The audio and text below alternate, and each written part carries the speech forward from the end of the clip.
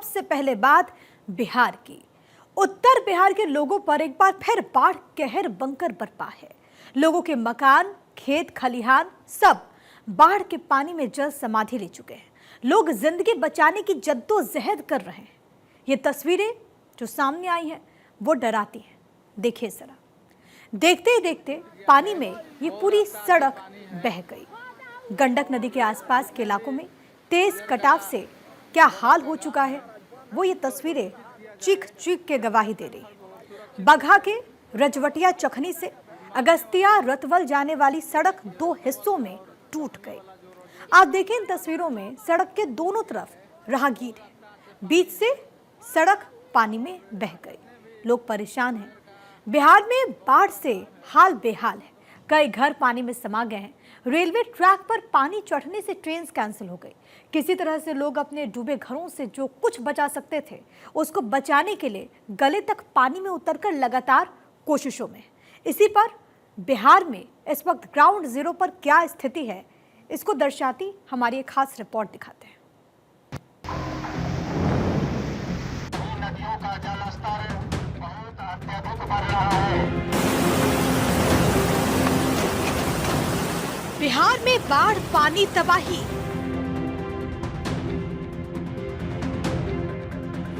बिहार में जल प्रलय की आहट। पानी ने मचाई तबाही, बाढ़ से हाल बेहाल।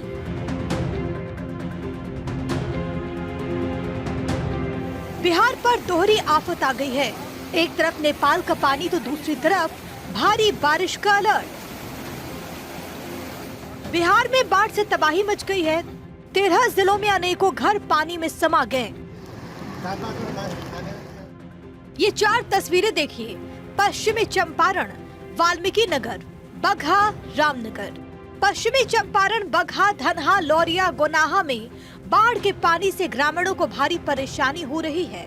रामनगर मसान नदी में कटाव हुआ तेज। खेत में लगे फसल में कटाव, प्रभावित हुए किसान। रामनगर के मसान नदी के तेज कटाव से खेत में लगे फसल इसकी जद में आ गए, जिससे किसान काफी परेशान हैं। नदी के कटाव का दंश झेलने को इस वक्त वो मजबूर हैं। पानी के कोहराम से 13 जिलों के 16,28,000 से अधिक लोगों की स्थिति और खराब हो सकती है, जो पहले से ही भारी बारिश के बाद बाढ़ से प्रभावित है।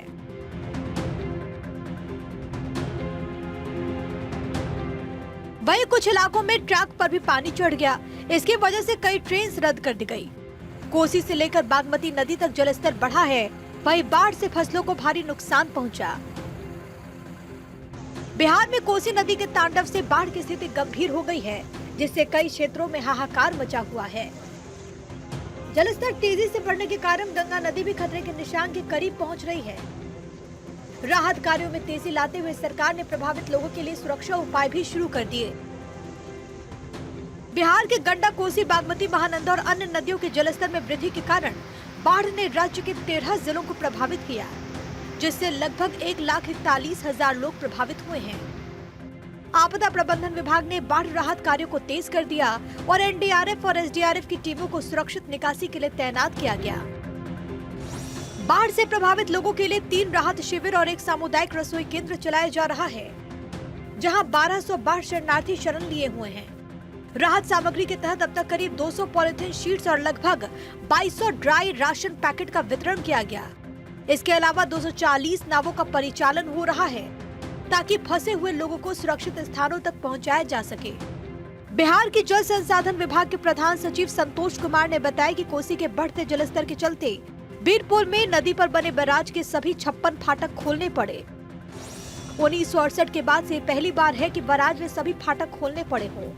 उनके मुताबिक शनिवार दोपहर 2 बजे तक बीरपुर बैराज से 5,31,000 क्यूसेक पानी छोड़ा गया, जो कि 56 साल में सर्वाधिक है।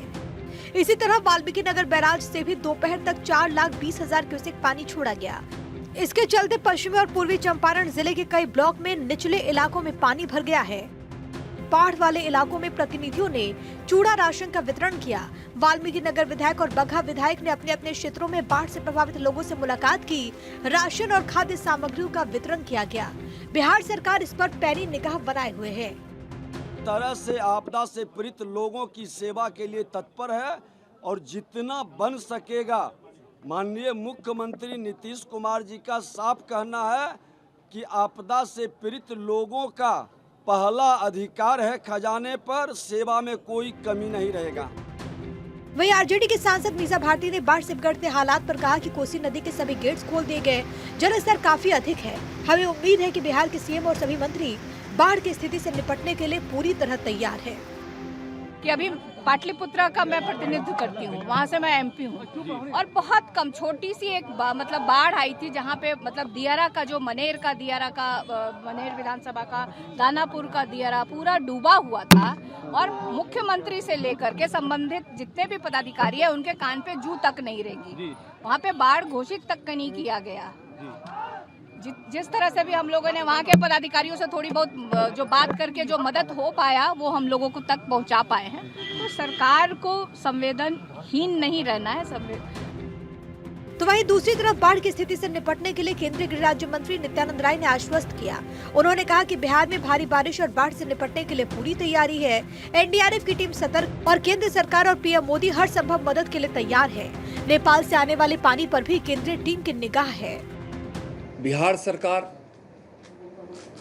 बहुत तत्परता के साथ बाढ़ की स्थिति से निपटने के लिए पूर्व में ही तैयारी कर रखी थी। जैसे ही अनुमान लगाया गया बाढ़ की, वैसे ही बिहार के माननीय मुख्यमंत्री नीतीश कुमार जी ने अपने अधिकारियों की सारी छुट्टियों को रद्द किए, आपातकालीन मीटिंग की गई और बाढ़ नियंत्रण के लिए जितने भी अवयव हैं सारी संस्थाओं को लगा दिया गया। नेपाल की बारिश से बिहार में बाढ़ और विकराल होती जा रही है। नेपाल में बारिश के कारण कोसी नदी के साथ साथ अन्य नदियां भी उफान पर है। लगातार बढ़ते जलस्तर के कारण नेपाल का लाल बकैया नदी का फतुआ बांध टूट गया, जिससे बॉर्डर इलाकों में पानी घुसने लगा है। इसके साथ किसला नदी, जो कि अररिया के लिए परमान नदी है, इसमें लगातार जलस्तर बढ़ रहा है। सुपौल के वीरपुर में कोसी बराज से रिकॉर्ड 6 लाख से अधिक पानी छोड़ा जा रहा है, जिससे 20 जिलों में बाढ़ की स्थिति है। नेपाल में बागमती नदी के बांध के टूटने के कारण बैरगनिया के रिंग बांध से रिसाव शुरू हो गया। इससे दर्जनों गांवों में पानी फैलने लगा है। नेपाल में 2 दिनों से भयानक बारिश हो रही है, जिसकी वजह से राजधानी काठमांडू समेत कई इलाके पानी में डूब गए। अब तक 112 से ज्यादा लोगों की मौत हो गई है।